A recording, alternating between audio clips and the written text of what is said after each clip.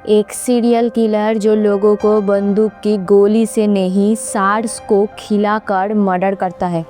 और जब एक सर्फर लड़की उसके बोट पर फंस जाती है तब शुरू होता है समंदर के बीच मौत का खेल। आज हम खुलासा करेंगे डेंजरस एनिमल्स मूवी की पूरी कहानी को। मूवी की कहानी शुरू होती है ऑस्ट्रेलिया के समंदर में, जहां एक अजीब संघ की बोट कैप्टन टकर टूरिस्ट को शार्क पिंजरे डाइविंग एक्सपीरियंस देता है। ये एडवेंचर एक्टिविटी उसके बिजनेस का पार्ट है जिसका नाम है टकर्स एक्सपीरियंस। दो टूरिस्ट गर्ग और हेदर उसके बोट पर आते हैं शार्क्स को पिंजरे के अंदर से देखने के लिए। समंदर के बीच टाकर कैजुअली बताता है कि जब वो बच्चा था तब एक शार्क ने उस पर अटैक किया था। उस अटैक ने उसकी लाइफ कंप्लीटली चेंज कर दी। पर ऑडियंस को तब तक नहीं पता होता है कि टकर सिर्फ ट्रॉमाटाइज नहीं, डेंजरसली ऑब्सेस्ड भी है। गर्ग और हैदर पिंजरा डाइव कंप्लीट करते हैं और सब नॉर्मल लगता है, लेकिन सडनली टकर अपना रियल फेस दिखा देता है। वो गर्ग को ब्रूटल तरीके से मार देता है और हैदर को किडनैप करके अपने बोट पे ही बंदी बना लेता है। अब कहानी शिफ्ट होती है गोल्ड कोस्ट की तरफ, जहां एक अमेरिकन ड्रिफ्टर गर्ल जेफर अपनी वैन में ट्रैवल कर रही होती है।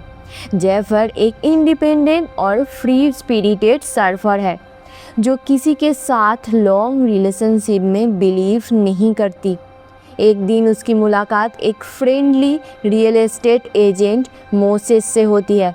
जब वो उसकी गाड़ी स्टार्ट करने में हेल्प करती है तब बातों बातों में पता चलता है कि दोनों का कॉमन इंटरेस्ट सर्फिंग होता है और उनके बीच इंस्टेंट कनेक्शन बन जाता है। शाम को दोनों बीच पर टाइम स्पेंड करते हैं और इवेंचुअली एक वन नाइट स्टैंड हो जाता है।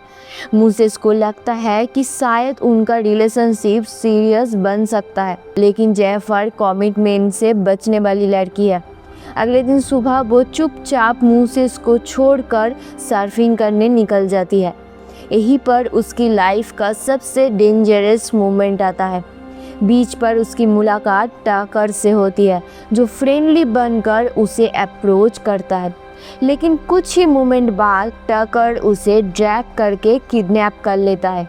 नेक्स्ट मॉर्निंग मोसेस बीच पर आता है जेफर को ढूंढने, लेकिन वो कहीं नहीं मिलती। इनिशियली वो सोचता है कि जेफर शायद चली गई होगी क्योंकि वो वैसे ही इंडिपेंडेंट नेचर की है, लेकिन जब जेफर की वैन टो हो जाती है और वो कम्प्लीटली मिसिंग लगती है तब मोसेस को डाउट होने लगता है कि कुछ सीरियस हुआ है। उधर जेफर जब होश में आती है तो वो खुद को एक बिस्तर में चेन से बंधी हुई पाती है। रूम में एक और लड़की हैदर भी बंदी होती है।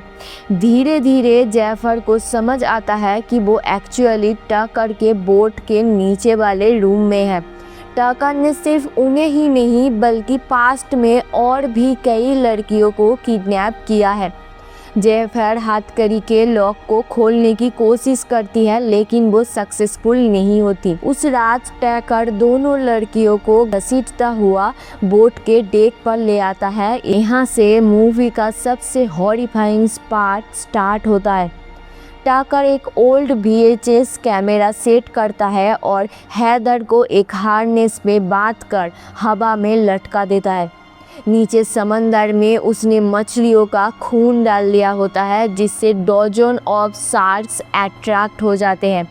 जेफर चेयर से बंधी हेल्पलेस देख रही होती है। फिर टकर स्लोली हैदर को पानी में लोअर करता है और सेकंड्स के अंदर शार्क्स उस पर अटैक कर देते हैं। हैदर ब्रूटली शार्क्स का शिकार बन जाती है। टकर पूरा सीन कैमरा में रिकॉर्ड करता है। यहाँ रिवील होता है कि टकर एक सीरियल किलर है जो टूरिस्ट को किडनैप करके शार्क्स को खिलाता है और उसकी वीडियोस रिकॉर्ड करता है। इससे उसको एक अलग सुकून मिलता है। इस हॉरिफाइंग इंसिडेंट के बाद जेफर समहाउ अपने रूम से भागती है और डेक पर टकर से फाइट करती है। फाइट के दौरान वो टैकर का कैमरा समंदर में फेंक देती है। टैकर फ्यूरियस हो जाता है और उसे दोबारा कैप्चर कर लेता है। कैमरा उसके लिए इम्पोर्टेंट होता है क्योंकि वही उसके इस साइकोपन का ट्रॉफीज होते हैं। इसलिए टैकर बोट को किनारे पर डॉक करके एक नया कैमरा लेने लैंड पर चला जाता है। इधर मोसेस जेफर को ढूंढते ढूंढते एक लाइव बीच वेबकैम फीड में टैकर के वैन को देख लेता है, जिससे उसे एक सस्पिशियस फीलिंग होती है। जिस दिन जेफर गायब हुई थी उस दिन बीच से उसी टाइम पर टैकर के वैन को गुजरता हुआ देखता है। उसे डाउट होता है और वो इन्वेस्टिगेट करते हुए टैकर के बोट तक पहुंच जाता है। बोट को चेक करते वक्त मोसेस को जेफर की चीखें सुनाई देती है।